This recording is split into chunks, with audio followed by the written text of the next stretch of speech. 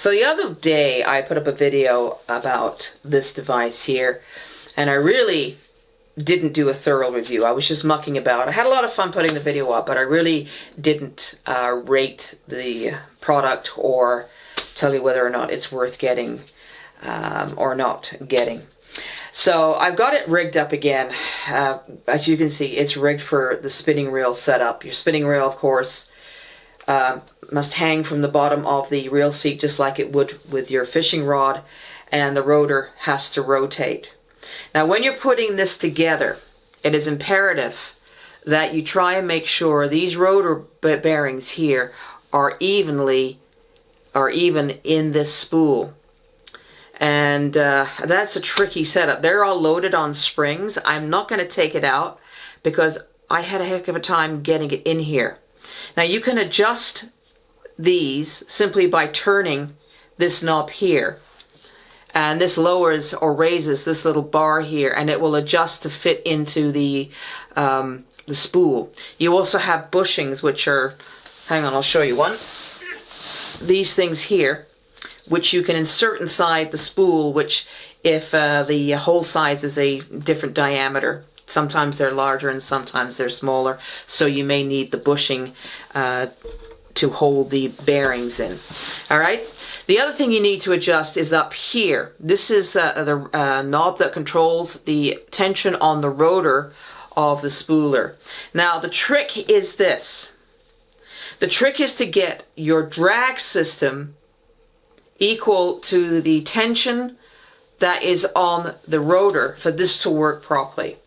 And believe me, it's not an easy task. What you see in the advertisements of this thing, you see the guy reeling around and it's just spinning like crazy and he's smiling and getting a perfect reel. It's not that easy. Now I have just spent another 15 minutes setting this up to get this to work, and I'm not going to guarantee that it's going to work properly, but here goes. Let's see what happens. Okay, you can see it's not spinning around, and we've adjusted it several times. It's not spinning around again.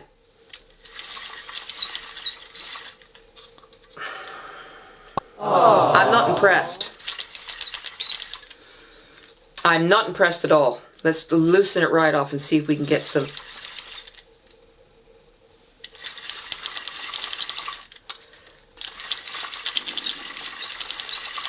No, it's still not doing it. Now, I'm not sure. I got it working for a few seconds. See, now that's too loose. This is not the greatest reel either. But anyway, I'm going to be honest with you.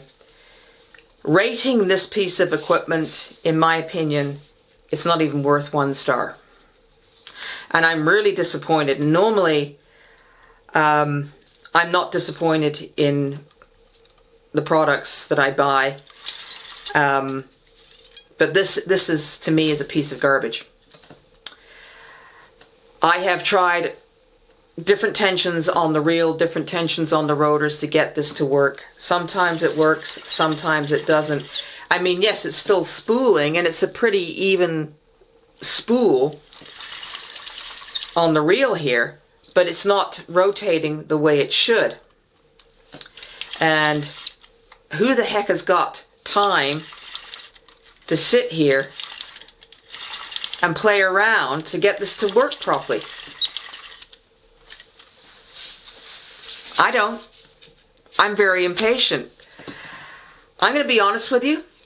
If you can get this to work and you're happy with it, great. But I honestly think that this is a waste of money. For what it's supposed to do. It was expensive, $36 US, and that was on sale.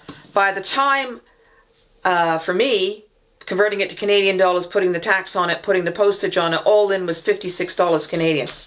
That is not worth $56 Canadian. I'm really sorry, but it is not worth the money I paid for it.